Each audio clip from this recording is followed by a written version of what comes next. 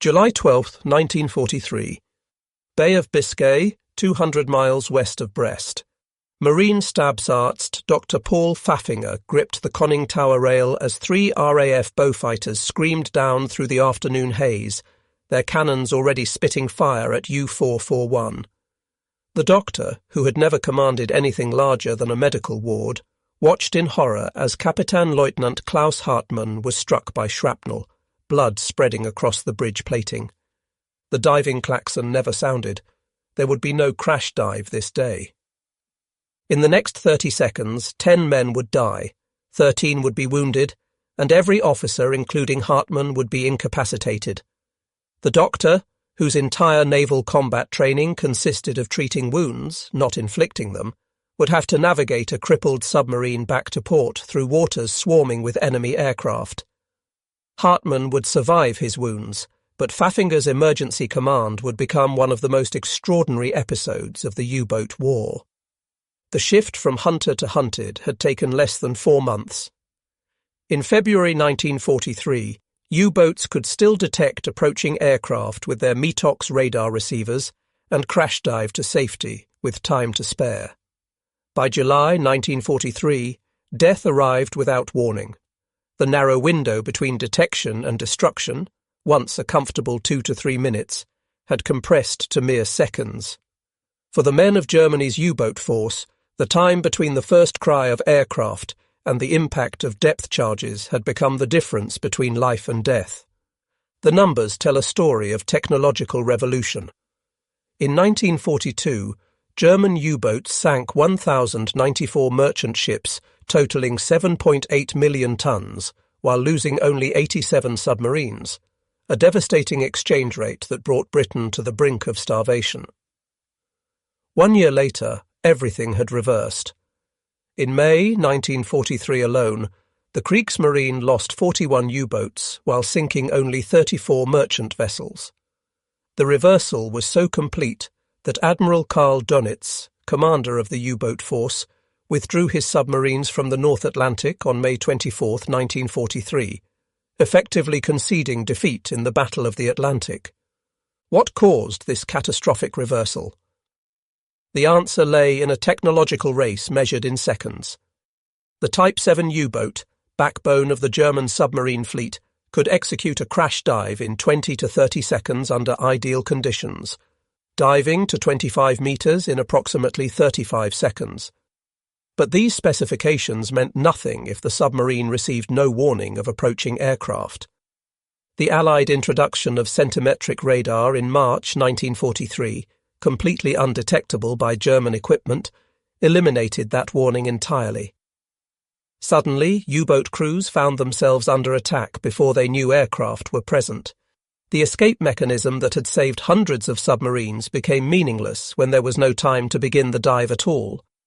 The first indication of this technological shift came on August 27, 1942. Oberleutnant zur See Hans-Joachim Hesse stood watch aboard U-94 in the Caribbean, scanning clear skies for any sign of danger. The submarine's METOX radar detector, a French-made device that could detect Allied radar pulses from 6 miles away, remained silent. According to every instrument aboard, they were alone. Then Hesse heard it. The distinctive drone of aircraft engines directly overhead. The lookout's cry sent the crew scrambling. Less than 15 seconds elapsed between first sighting the American PBY Catalina and the order to crash dive. But 15 seconds wasn't enough. As U-94's conning tower slipped beneath the surface, 4 650-pound depth charges bracketed the submarine, crushing the pressure hull. The Catalina's pilot, Lieutenant Gordon Fiss of VP-92, had approached from directly astern, using the submarine's blind spot to achieve complete surprise. His after-action report noted, "Target attempted crash dive, but was too late." Those 2 words, too late, would define the next 3 years of submarine warfare. In the war's early years, U-boat commanders operated with comfortable margins of safety. Standard doctrine called for maintaining 4 lookouts on the bridge during surface operations, each scanning a specific sector of sky and sea. On a clear day, experienced lookouts could spot aircraft at 8 to 10 miles, providing 3 to 4 minutes of warning. Kapitänleutnant Werner Hartenstein, commanding U-156, demonstrated the effectiveness of these procedures throughout 1942. Operating in the South Atlantic, Hartenstein's lookouts successfully detected and evaded dozens of aircraft patrols. His war diary from September 1942 records a typical encounter. 14:25 hours, aircraft bearing 045, distance approximately 8 miles. Alarm, crash dive initiated. First depth charges explode 90 seconds after submergence, well clear of boat. 90 seconds of margin after submergence. This comfortable buffer allowed the entire bridge watch to clear the tower, the diesel engines to shut down properly, and the boat to reach safe depth before weapons arrived. The statistics from this period confirm German confidence. Between February and October 1942, U-boats operating in the Bay of Biscay completed 80% of their transits without being attacked. Even when caught on the surface, 90% successfully crash-dived to safety before weapons release. The introduction of ASV Mark II radar in early 1942 initially seemed manageable for the submarines. The 1.7-metre wavelength radar could detect a surfaced U-boat at 10 to 15 miles, but the emissions were easily detected by the German METOX receiver. Radio operators could tell from the pulse pattern when aircraft had acquired them. The pulses would become steady instead of sweeping. This usually provided 2 to 3 minutes before the aircraft arrived. Squadron leader Humphrey de Verde-Lee understood the fundamental problem with night attacks on U-boats. Radar could track them to within a mile, but then contact was lost precisely when visual identification was needed. The submarine would hear the aircraft engines, crash dive, and escape in darkness. Lee's solution was elegantly simple. Mount a 22 million candela searchlight that would illuminate the target at the exact moment radar contact was lost. The first operational Leigh Light attack occurred on June 4, 1942, when squadron leader J.H. Greswell, flying Wellington L of 172 Squadron, illuminated an Italian submarine, the Luigi Torelli, in the Bay of Biscay. Though the attack failed due to faulty depth charges, the psychological impact was immediate. Darkness no longer guaranteed safety. The first successful Leigh Light attack came 1 month later. On July 5, 1942, Pilot Officer W. Howell of 502 Squadron caught U-502 on the surface. Kapitänleutnant Jürgen von Rosenstiel, the submarine's commander, had less than 20 seconds from illumination to impact. When U-502 was sunk 6 days later, recovered documents confirmed the crew's shock at being attacked without warning at night. The Leigh Light compressed reaction time dramatically. A Wellington approaching at 120 miles per hour covered the 1-mile gap between radar failure and weapon release in just 30 seconds. Subtract the time for crew reaction and dive initiation, and submarines had perhaps 15 to 20 seconds to get underwater, insufficient to reach safe depth. By early 1943, Operation Derange deployed 131 aircraft with Leigh Lights in coordinated patrols across the Bay of Biscay. Admiral Dönitz responded by reversing standard operating procedures, ordering boats to surface during daylight and submerge at night, but this merely shifted vulnerability without eliminating it. March 1943 marked the beginning of the end for U-boat operations. The introduction of ASV Mark III radar, operating at 10-centimetre wavelength using cavity magnetron technology, was completely undetectable by German METOX equipment. U-boat crews began reporting attacks without any radar warning, impossible according to German scientists, who insisted no radar could operate at such frequencies. U-333 became one of the first victims on March 6, 1943, while crossing the Bay of Biscay. Kapitänleutnant Peter Kremer's official report sent shockwaves through U-boat headquarters. No METOX warning. Aircraft appeared directly overhead without detection. Crash dive initiated under fire. severe casualties from strafing. Within weeks, similar reports flooded in from across the Atlantic. U-boats were being caught on the surface in broad daylight, at night, in fog, conditions where they should have been invisible. The mathematics were brutal. A B-24 Liberator equipped with ASV Mark III could detect a submarine at 15 miles and attack at 200 miles per hour. From first detection to weapon release took less than 5 minutes. Without warning, the submarine might have 5 seconds from visual sighting to impact, insufficient even to sound the diving alarm. The psychological impact was devastating. Crews who had relied on their detection equipment for survival suddenly found themselves blind. Trust in technology evaporated, replaced by paranoia. Some boats began diving at random intervals, hoping to avoid being caught on the surface. By May 1943, the Bay of Biscay had transformed from a transit route to what U-boat crews called the Valley of Death. Submarines leaving French bases faced a gauntlet of aircraft equipped with centimetric radar, Leigh Lights, and new weapons. In April and May 1943, 56 U-boats were lost in just 2 months, many within sight of their home ports. The compression of warning time had tactical implications beyond individual survival. U-boats consumed battery power at unsustainable rates, forced to crash dive repeatedly without time to properly charge. A Type 7 submarine could maintain 7.3 knots submerged for just 1 hour before exhausting its batteries. Forced to surface to recharge, they immediately came under attack again. The introduction of the Mark XXIV Fido acoustic homing torpedo added another lethal dimension. Dropped from as low as 200 feet at speeds up to 120 knots, this 680-pound weapon achieved a 22% success rate compared to 9% for conventional depth charges. Once in the water, Fido executed circular search patterns, homing on the 24 kHz acoustic signature of submarine propellers. Between May 1943 and the war's end, these weapons sank 37 submarines and damaged 18 more, often attacking U-boats that had successfully crash-dived beyond conventional weapon range. German attempts to restore the technological balance consistently arrived too late. The Naxos radar detector, introduced in September 1943, could detect centimetric radar, but only at ranges of 5 to 8 kilometers, insufficient warning when aircraft approached at 300 kilometers per hour.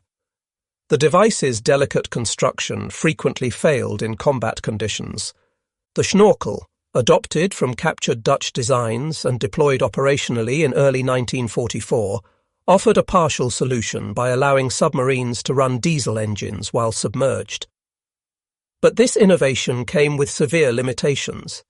Speed was reduced to 6 knots. The diesel exhaust created a visible plume. The noise of engines running in the confined schnorkel tube made acoustic detection of approaching aircraft impossible.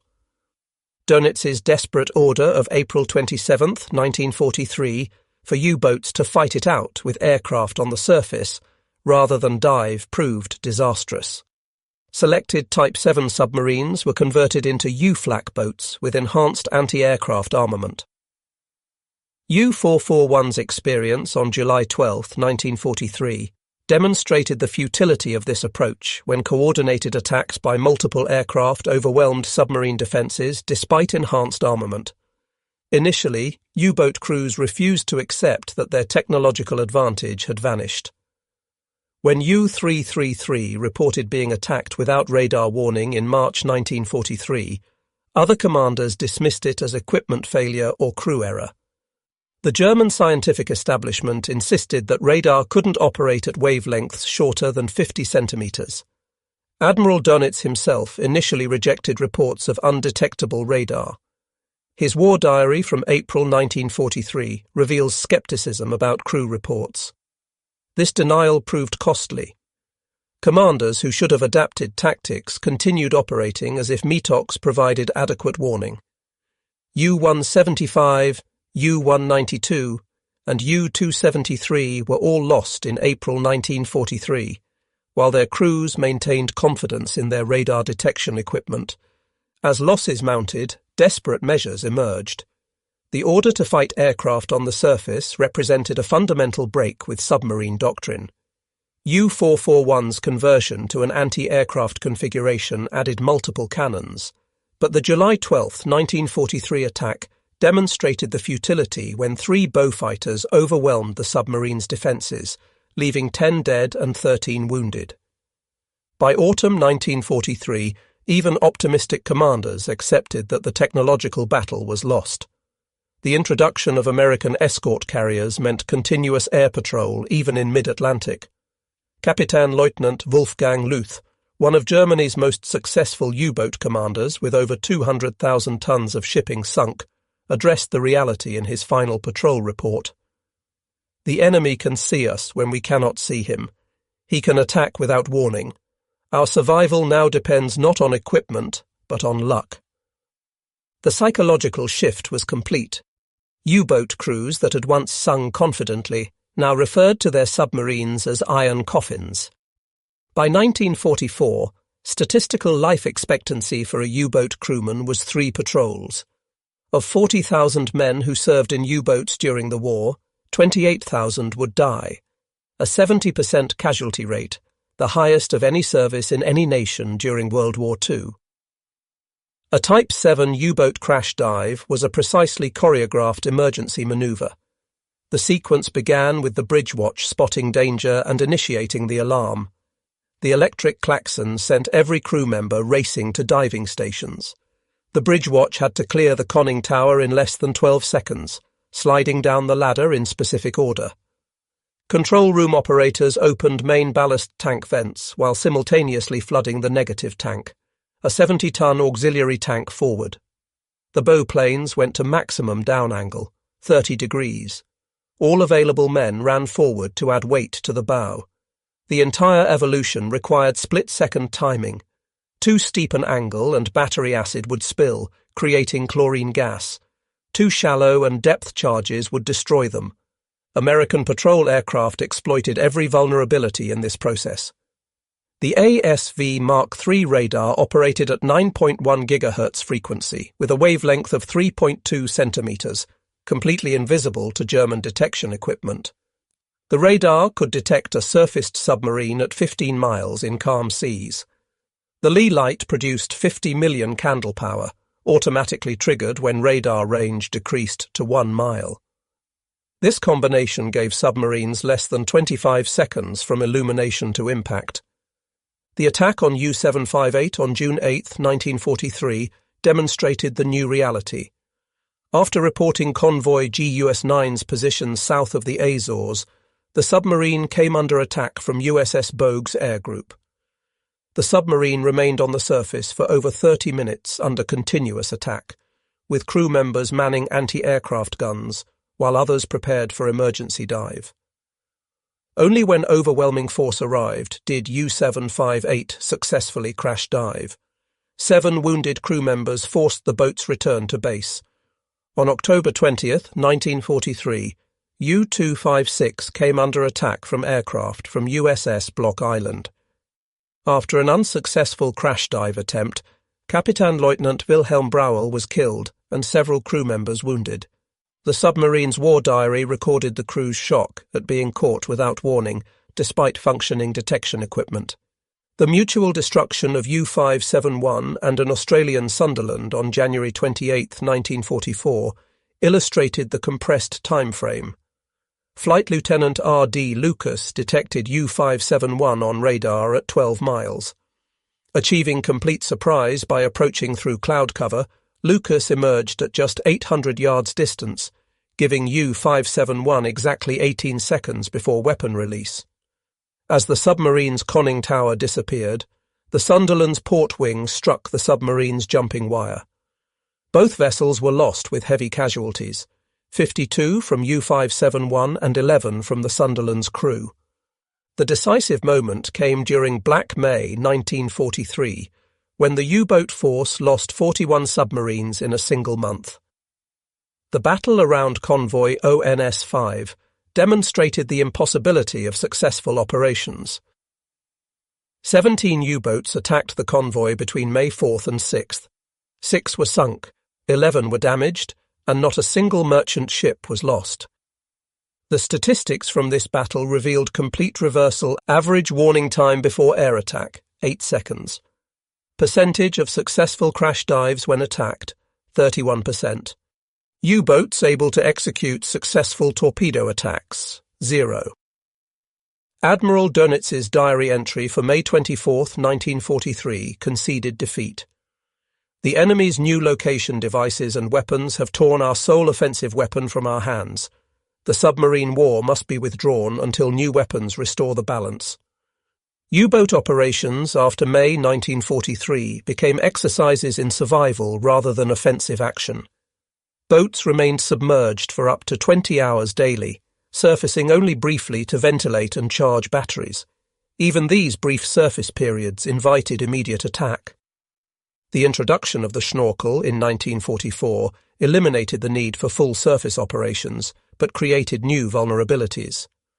The device required precise depth control, too deep and the valve closed, creating a vacuum that could burst eardrums. Too shallow, and the schnorkel head created a visible wake detectable from miles away. Statistics from 1944 reveal the transformed nature of submarine operations. Average time on surface per day, 45 minutes, down from 16 hours in 1942. Average patrol speed, 4 knots, down from 10 knots. Merchant ships sunk per U-boat lost, 0.7, down from 12.6 in 1942. The compression of the crash dive window had strategic implications beyond individual losses. U-boats could no longer coordinate wolf-pack attacks. Commerce raiding became impossible when submarines spent most of their time submerged at minimal speed. The Battle of the Atlantic's outcome was decided by technology. When the crash dive window closed, Germany's hope of strangling Allied supply lines vanished. American patrol squadrons evolved from amateur submarine hunters to efficient killers through systematic training and technological advancement. At Naval Air Station Jacksonville, crews practiced attacks on actual submarines. Mock attacks were filmed and critiqued.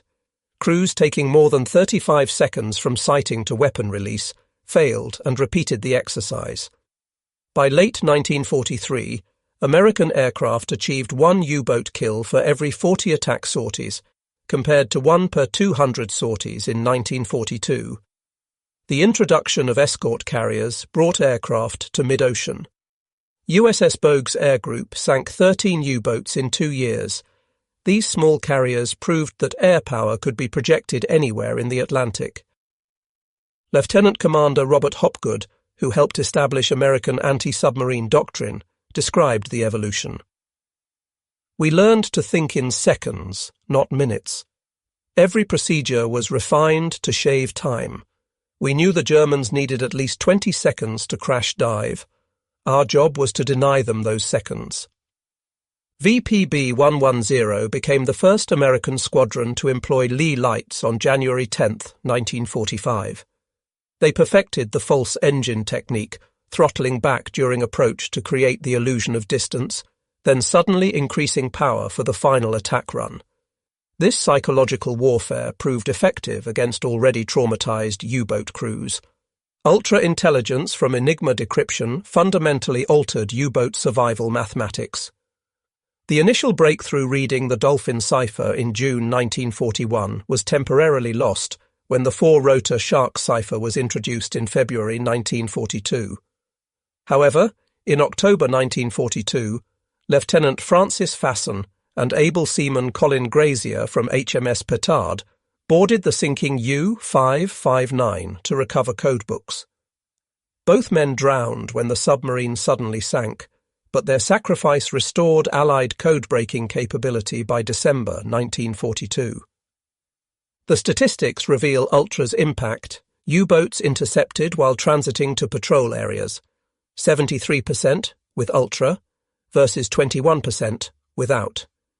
Average time from U-boat position report to air attack, 4 hours. Convoys successfully routed around wolf packs, 67%. This intelligence advantage meant that even perfect crash dives only postponed the inevitable. Submarines forced to surface hours later were simply attacked again. The numbers tell the complete story. 1942, German advantage. U-boats operational, 250. Allied merchant ships sunk, 1,094. U-boats lost, 87. Exchange ratio, 12.6 ships per U-boat lost. Average warning time before air attack, 180 seconds. Successful crash dives, 89%. 1943, the turning point. U-boats operational, 425. Allied merchant ships sunk, 363. U-boats lost, 258. Exchange ratio, 1.4 ships per U-boat lost. Average warning time before air attack, 15 seconds. Successful crash dives, 31%. 1944 to 1945, the collapse. U-boats operational, 375. Allied merchant ships sunk, 132. U-boats lost, 344. Exchange ratio, 0.38 ships per U-boat lost. Average warning time before air attack, 5 seconds. Successful crash dives, 15%.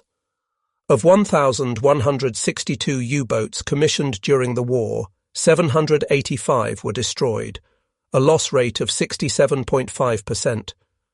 Aircraft accounted for 250 of these losses, with another 100 attributed to combined air-surface attacks. The human cost was staggering. Of 40,000 men who served in U-boats, 28,000 died, a 70% casualty rate. Herbert Werner, who survived 5 U-boats and wrote the memoir Iron Coffins, described the evolution from confident hunters to hunted prey. We measured our lives in seconds, the seconds between detection and death. Those seconds were everything, and then they were nothing. Werner survived the war, one of only 7,000 from 40,000 who served. His memoir captured the psychological toll. Decades later, he still suffered nightmares, shouting alarm in his sleep, forever crash diving in his dreams. Dr. Paul Pfaffinger, who saved U-441 after the July 12, 1943 attack, became a respected physician in Hamburg after the war.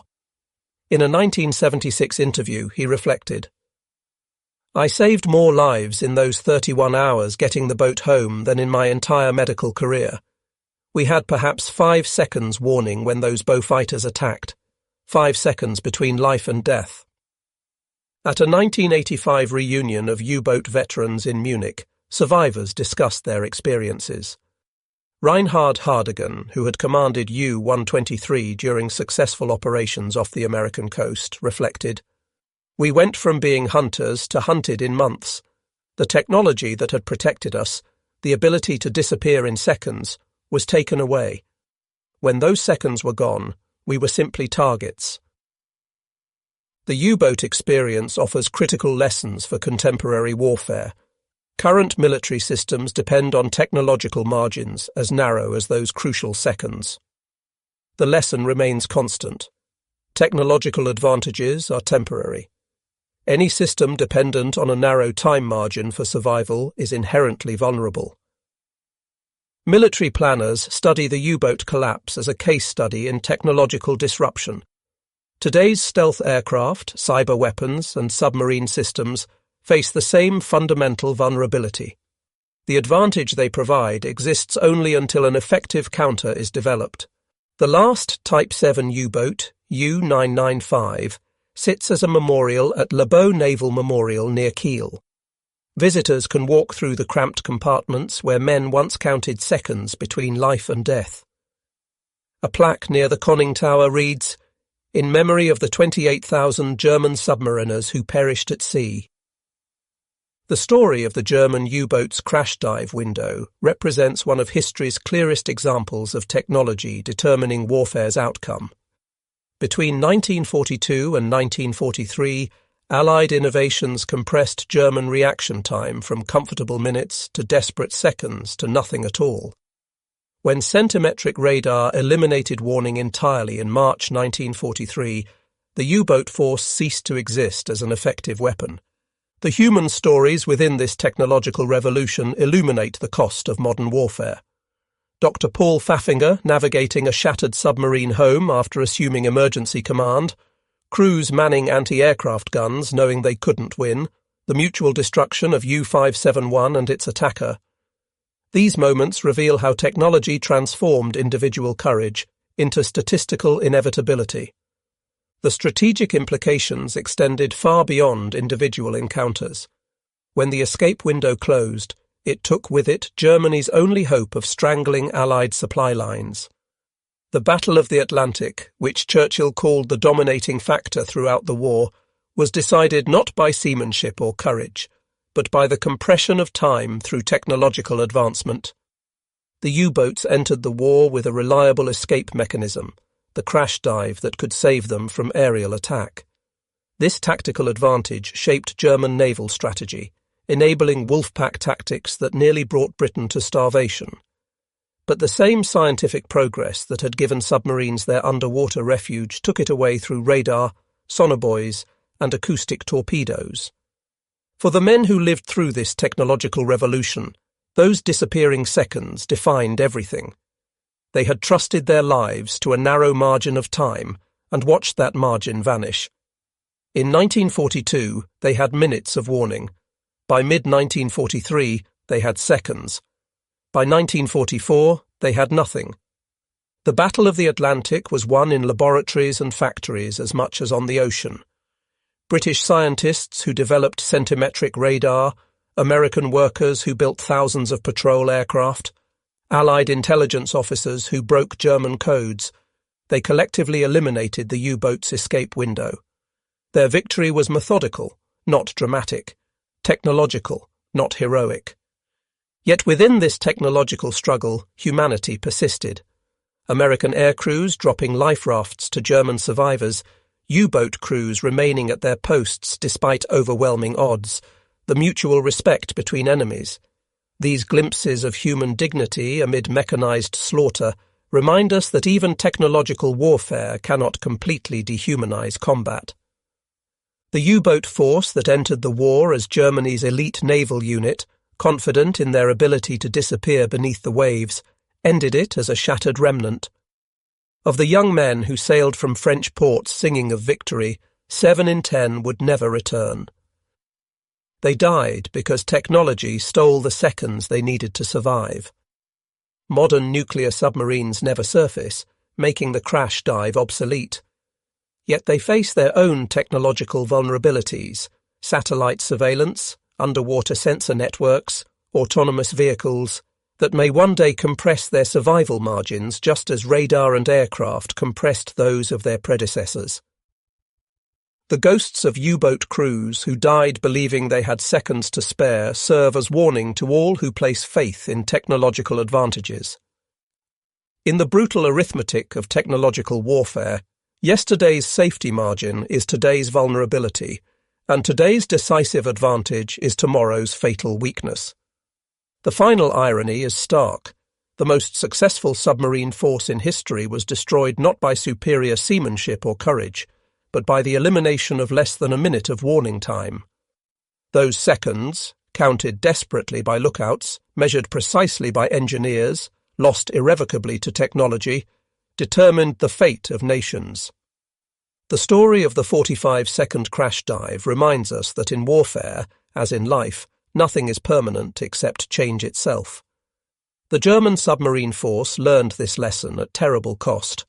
28,000 lives lost when their margin of safety compressed from minutes to seconds to nothing. Their sacrifice stands as eternal testament to a fundamental truth.